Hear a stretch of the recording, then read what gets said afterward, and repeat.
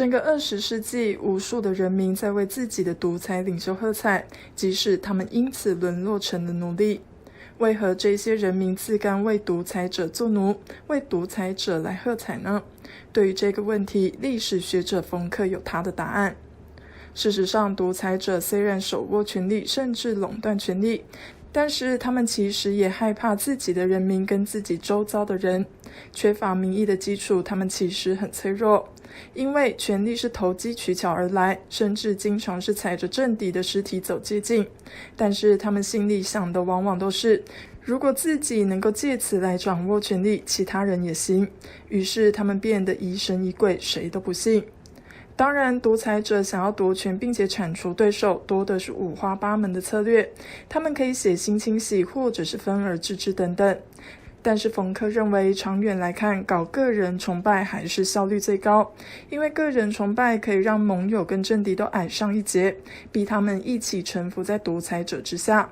无论大家的崇拜是真的还是假的，当所有的人都在说谎，那就分不清楚谁说的是真话，谁说的是假话，这会让人更难找到同盟，也很难组织政变。然而，独裁者欺骗了他们的人民，也欺骗了自己。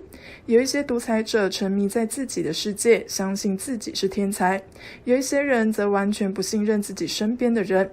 他们在傲慢跟偏执之间来摆荡，最后只能够靠自己来做出重大的决定，进而造成了毁灭性的后果，牺牲了数百万人的生命。在中国精神领袖毛泽东统治时期发生的大跃进跟文化大革命，就是一个最好的例子。所以，独裁者是如何成为独裁者的呢？个人崇拜如何成为独裁者不可或缺的武器？独裁者如毛泽东过世之后，即便其暴行已被公开，为何还是有这么多的人在拥护他？个人崇拜在民主国家也行得通吗？独裁者都是负面的吗？会不会其实也有为人民着想的好独裁者呢？最后，21世纪的独裁者又将会以什么样的形式来出现呢？本期节目邀请到香港大学人文学院讲座教授冯客 Frank Dikotter， 带着他的新书《独裁者养成之路》来接受我们的专访，深度的剖析人格的神话如何的生根、茁壮跟巩固，证明个人崇拜就是独裁的核心。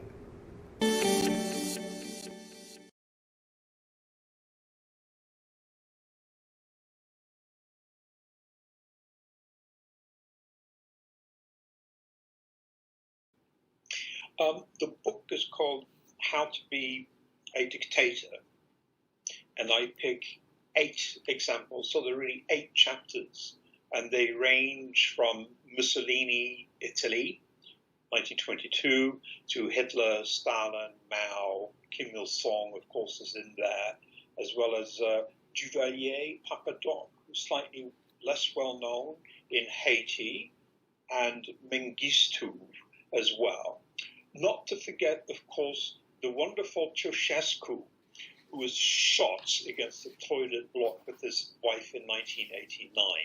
And the purpose is really to look at how these dictators very much use a cult of personality. I think we know a great deal about the police, about the army, about, if you wish, violence and terror instilled in these populations. But we know a lot less about the exact opposite feeling, namely devotion to the leader. I call this the cult of personality. So there is, in fact, a paradox that runs through all dictatorships in the 20th century, namely that dictators, on the one hand, take power, they seize power through a coup or a revolution. Nobody is allowed to go to the ballot box. This is not a democracy. Yet, on the other hand, dictators want their populations to acclaim them. They want to coerce people to pretend that they truly love the man in charge of their daily lives. That's the paradox of the dictator.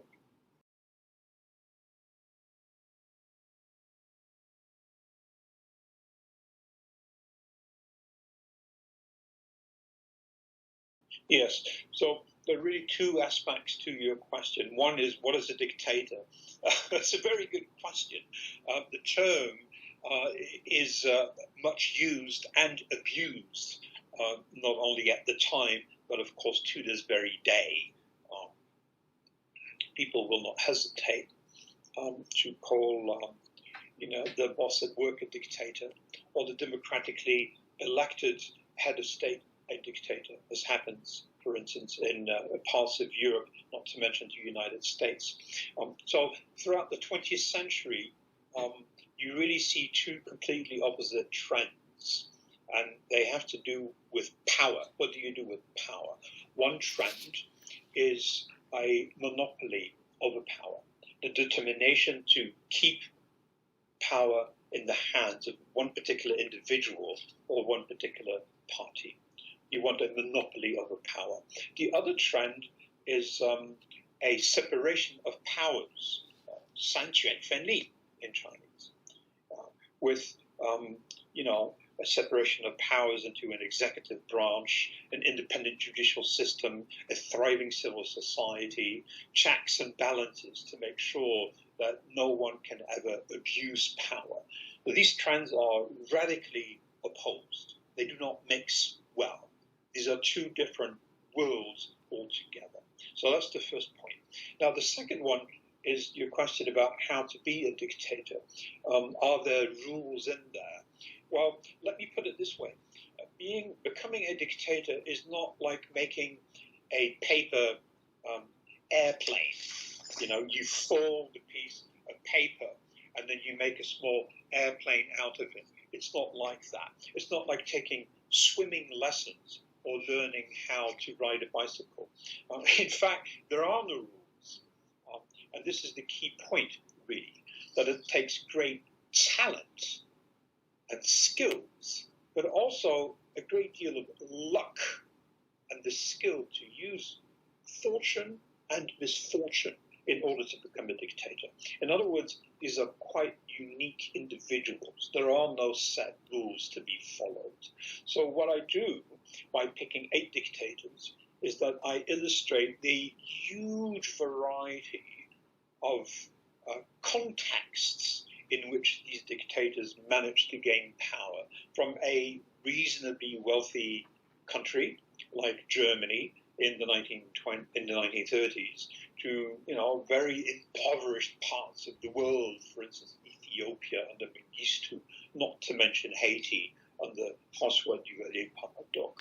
So from one end of the 20th century to the other, you really see how in 8 very different cases, individuals manage to seize power and maintain it, frequently against all odds. And in all cases, of course, the cult of personality turns out to be absolutely essential.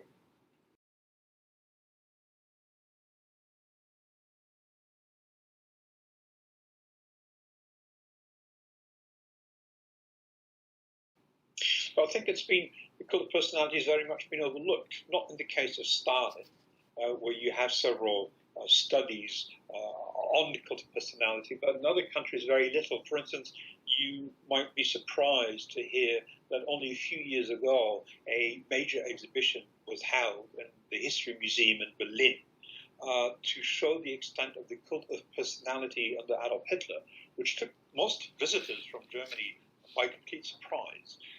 I think it's fair to say that historians have emphasized, the terror, the police, the camps, the torturers. But here is what.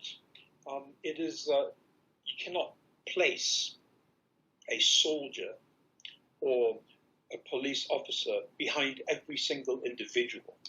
So what happens with the cult of personality is that you compel people to acclaim their leader. And when they do so in public, people begin to watch each other.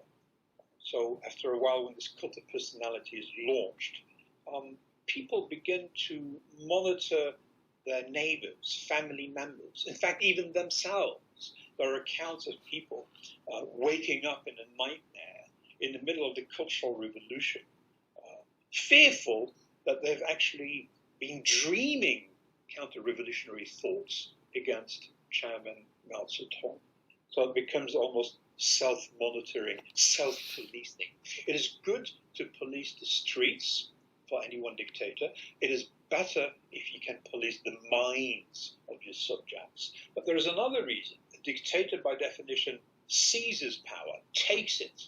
And the moment he does that, it's always a he, then there's always the possibility that someone else will do the same thing to that. There's always the prospect of a stab in the back, a coup. So in order to guard against it, again, the cult of personality is very effective. When you have the people around you at court, number 2, 3, 4, and 5, the first 100 most powerful people around you stand up and acclaim you as a great genius, proclaim their loyalty towards you, then you effectively turn them into liars, into sycophants. And when people lie, in private and in public, it becomes much more difficult to see who actually opposes the dictator. And then it becomes much more difficult to organize the coup. In other words, what the cult of personality does is transform people at all levels into liars.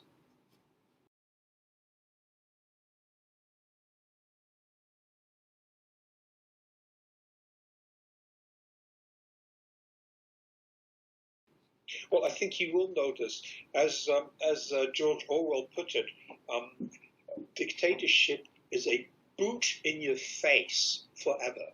So when you feel the imprint of that boot in your face, you will probably know that you're under a dictatorship. Another way of finding out is probably to check how your separation of powers is doing. I mean, is it still there? Is there an independent judicial system, or is it being gradually undermined?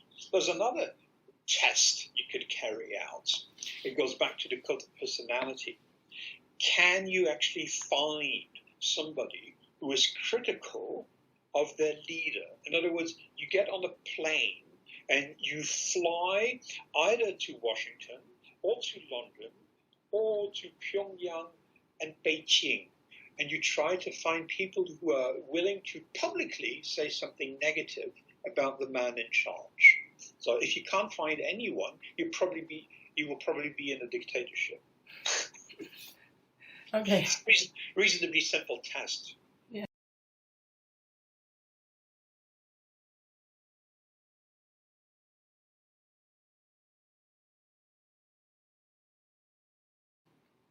Yes.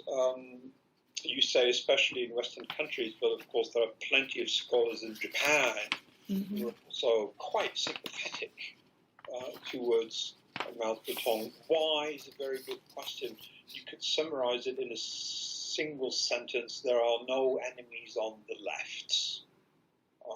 You could go a little bit further and say that a lot of that sympathy tends to come from scholars, intellectuals. Intellectuals tend to be busy with ideas, the life of the mind. And people who are busy with ideas tend to be idealists. In other words, they embrace the ideals of communism or socialism, however you wish to define that, but then tend to turn a blind eye against what happens on the ground in countries like the Soviet Union, like the People's Republic of China, not to mention North Korea. But you're quite right. Let me put it this way. It is very easy for historians to write a book that is critical of Nazi Germany. Apparently, it's not so easy to write one that is critical of the People's Republic.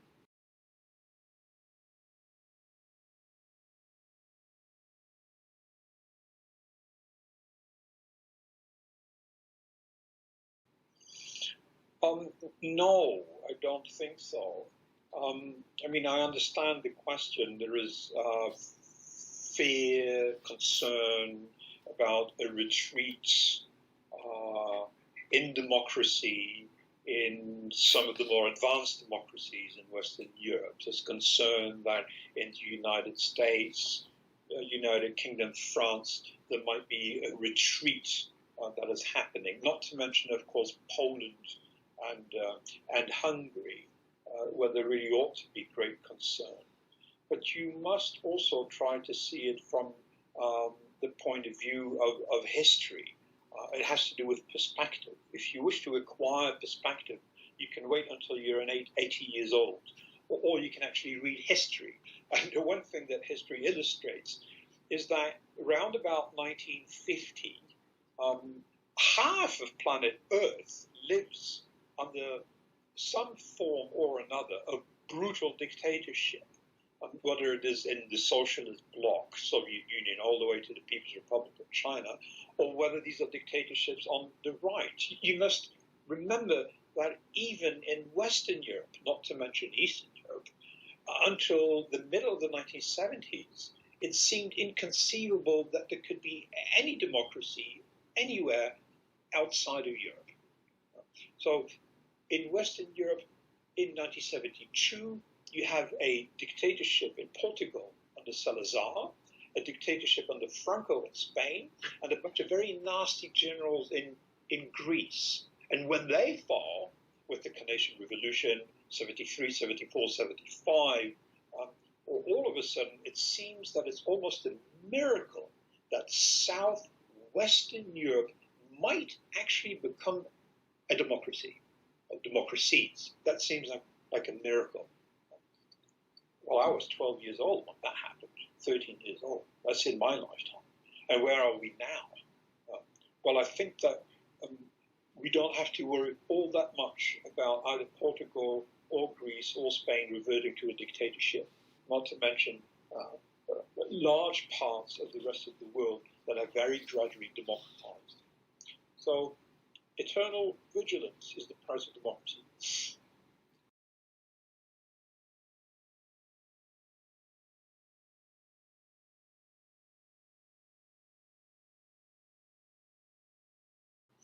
Well, dictatorships are always different. They evolve. So that's not really the issue. You can always say, that the People's Republic of China is not the same as it was under Mao, but you might as well say that under Brezhnev it was not the same as it was under Stalin. It doesn't make it any less of a dictatorship. I mean, Kim III is not his papa, Kim Jong-il. Kim Jong-il was not Kim Il-sung. So you have three generations in North Korea that illustrate how dictatorships do, of course, evolve over time. No one dictator today can afford to massacre large parts of its population. When you think about what happened under some of these regimes, we're talking about literally tens of millions of people being murdered in one way or another through starvation or through the firing squad. That's unimaginable today. But the principle is always the same, namely that you must have a monopoly over power. How you maintain that monopoly will change over time, but ultimately a dictatorship is limited in the ways it can maintain that monopoly. A democracy with the separation of powers may seem to us to evolve at a slower pace, but ultimately, with all its checks and balances, is much more suited to adapt to a changing environment. Dictators, in other words, tend to go back to the same playbook, which is quite limited. There are only that many ways in which you can maintain a monopoly over power. So they are, in other words, hemmed in. And that's, I think, the key feature of the 21st century, including, of course, for people like Erdogan in Turkey or Putin in Russia. They are not even full-fledged dictators.